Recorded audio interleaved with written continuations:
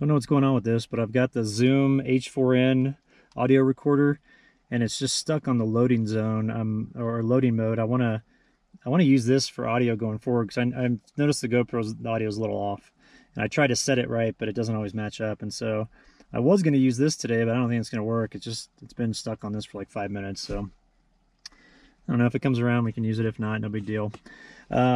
But today, what I want to do is this is going to be the first of something I do every month. And what it's going to be a breakdown of my monthly income, not by the actual numbers, but by a percentage.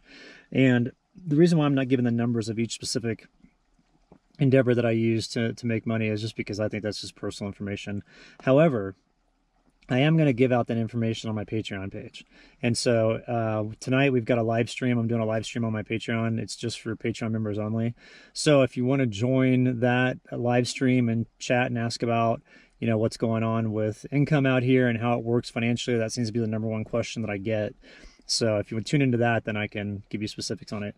But what we're going to talk about today, and I'm looking at my computer right now so I can look at my spreadsheet, but I track all of my income, of everything that comes in. Now, when I first started doing this and first started creating content, I tracked stuff and it was depressing because there was no money coming in. but now it seems that things are pointed in the right direction. I've got, let's see, 1, 2, 3, 4, 5 different revenue streams that I can count on each month. And my goal is to balance them out to where they're like 20%, 20%, 20%, 20%, 20%.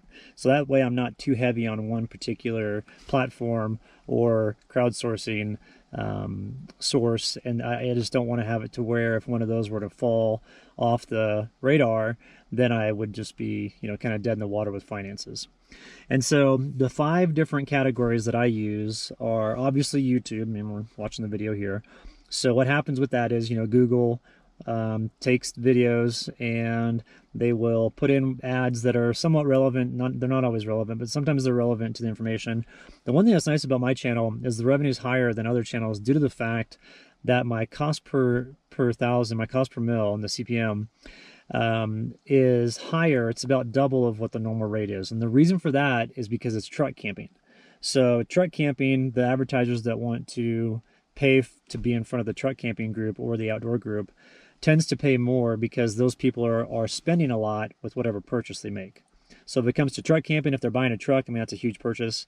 Rooftop tents, different stuff like that. Stuff adds up pretty quick. So if you have a channel about content that or a channel about content, which happens to be like expensive content, then your advertisers will pay more to get in front of those people if you have a good channel.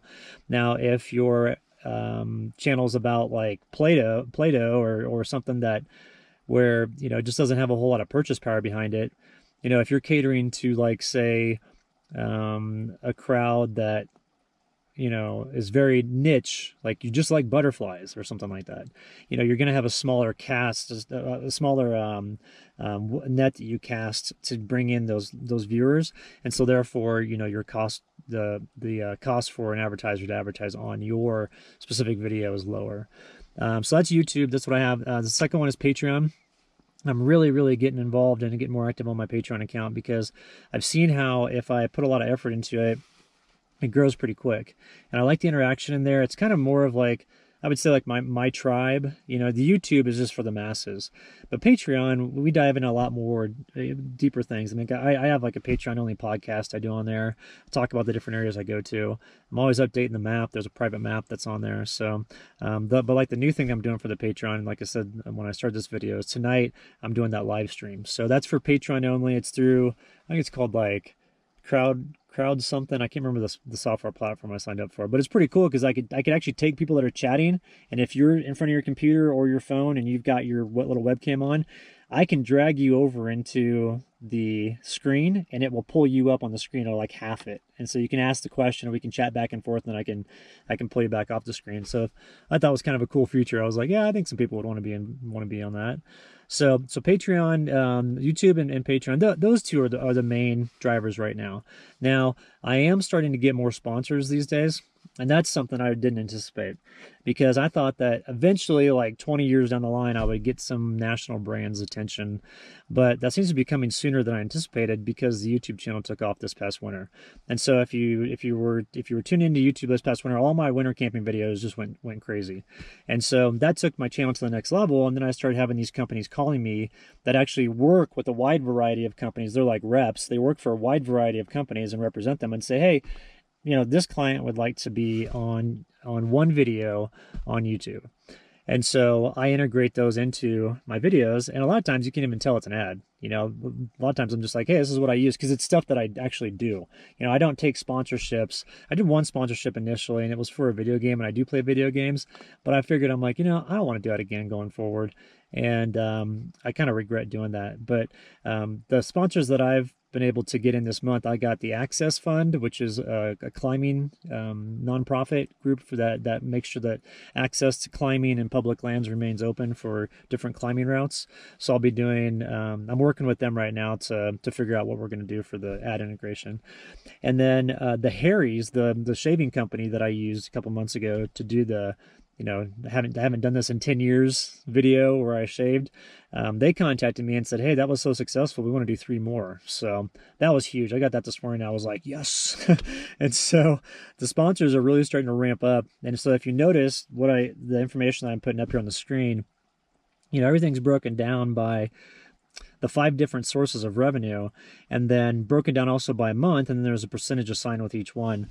So if you look in January, for example, you look at YouTube, that was 91% of my revenue. That's extremely top heavy with YouTube, and I don't want to be exposed like that, because all it takes is me making a mistake in a video or saying something that I shouldn't. And, I could get dinged for that. I could also get my channel taken down. I don't want to have that happen.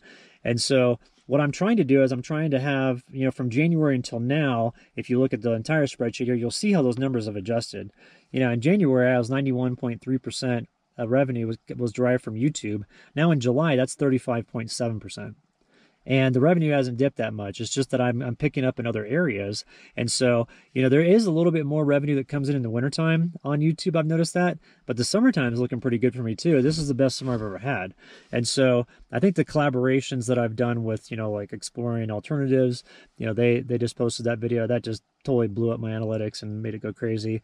And then some other things I've done, like all the collaborations I did with Phil from Down to Mob. And then some other things I've been doing online, like I've been doing some guest writing for some different companies and things like that. And so that's all bringing in more traffic, which is making things go crazy. So that's why the YouTube revenue, like I was saying, it is down a little bit in May, June, and July. But the revenue is still awesome on it. And it's just that I'm picking up in other areas much more. I'm gaining a lot more ground with that. So the 2 areas where I don't really focus that much, but they're still on here because they still bring in a decent amount of revenue. The website sales, that's just basically from the truck camping, the design guide that I have for the slide out extension back here. That's all that is, because that's the only thing that I have that's my own product on there for sale. Now I think I might have some pictures up there for sale. I've never sold any of those though, so it's no big deal. And so I'll probably just take those down. But what I did do under the affiliate links, that's the next one here in the last category.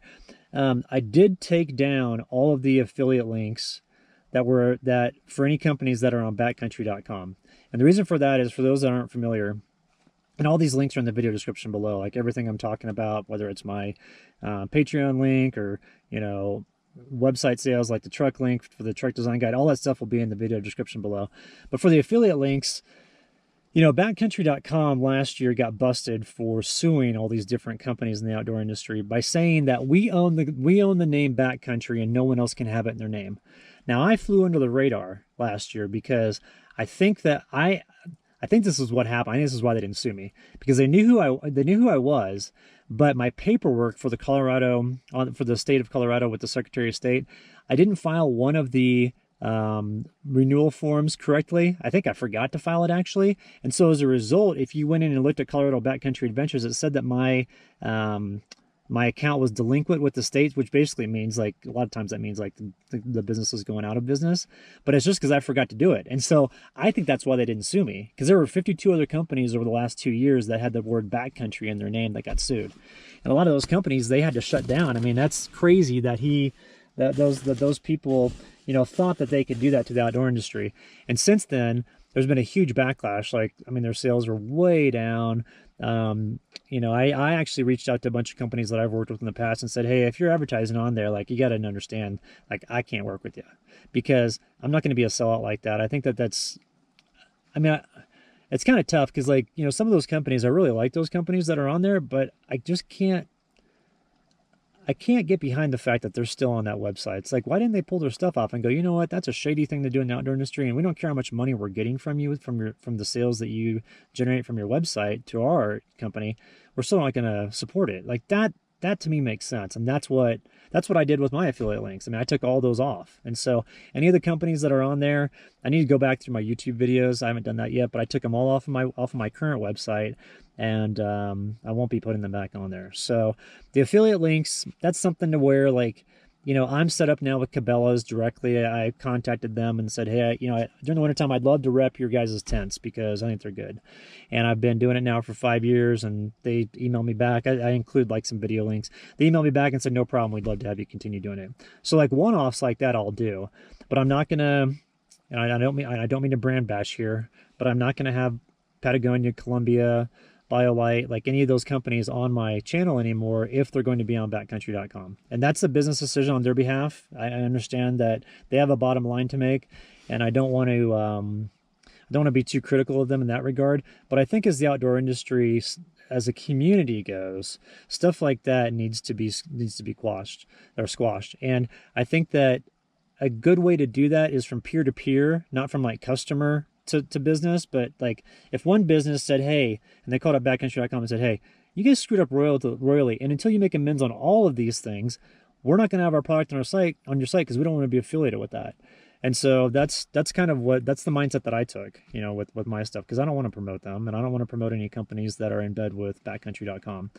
So the funny thing is they actually, backcountry.com contacted me after that whole debacle went down. They're like, hey, we'll pay you if you make a video saying nice things about us. And I wrote them back and I was like, yeah, I don't think I'd ever do that, because that would totally squash my brand, and there's no amount of money that you could pay me that would ever justify me doing that. So it's kind of nice to get my digs in on them, because what they did was total crap. But the links about what they did is in the video description below. And so back to the income here though. What I did want to do is tell you the high month that I've had this year so far from year to date, and the low month. And so the low month was pretty low. It was $1,874.08, and that's for all 5 different revenue sources that came in. Now that was right when COVID, or when things hit, you know, with all the stuff that's going on now. And so I was running around like crazy trying to figure out where I could camp.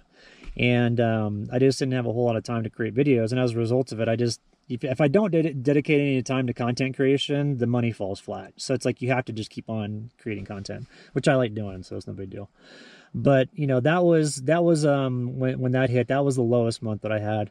Now the highest month that I've had, which is, let's see, here's this size. Yeah, the highest month that I've had has been really good, and this is the best month that I've had since I've been on the road with content creation. So it was $6,699.62. So that's awesome. If I could hit that every month, man, the adventures that I'd have on here, I'd be paying to go to killer places just to record it so I could show it to y'all. So, and that's actually what I plan to do going forward after all this stuff settles down and things start opening back up. I want to start renting like lookout towers, like fire lookout towers and stuff like that, and just showing you all what it's like, because I've never been on one of those, and I like to go camp in them. And the Forest Service, they have those available for rent.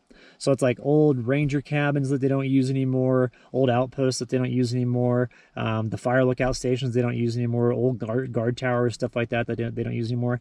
All that's been converted to where you can stay in those. And so some of them are pretty cheap too. I've seen some of them online for like $30, like lookout towers for $30. So you hike in, climb up the ladder to get up to the top, and then hang out in there, which I think would be pretty cool. So, but I'm going to do these every month. And so this was kind of like, you know, from January until now. So it's like the little over the 6-month mark. And then I'll do one at the end of July to let you know how July shook out. Right now it's looking really good for the month of July. The YouTube revenue, like I was saying before, it's only 35% of my total revenue. Patreon's 11%. The sponsors that's really big since the Harry's came back on. That's 52%. And then the website sales is really low this month. It's only 0.87%. And then I don't have anything on the affiliate sales at the moment because I haven't had any affiliate links up this month.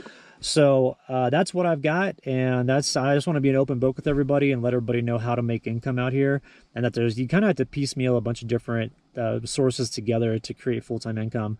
And I'm making enough income now to where if this continues on, and I've averaged it out every month, if this continues on for the rest of the year, it's going to be a very good year.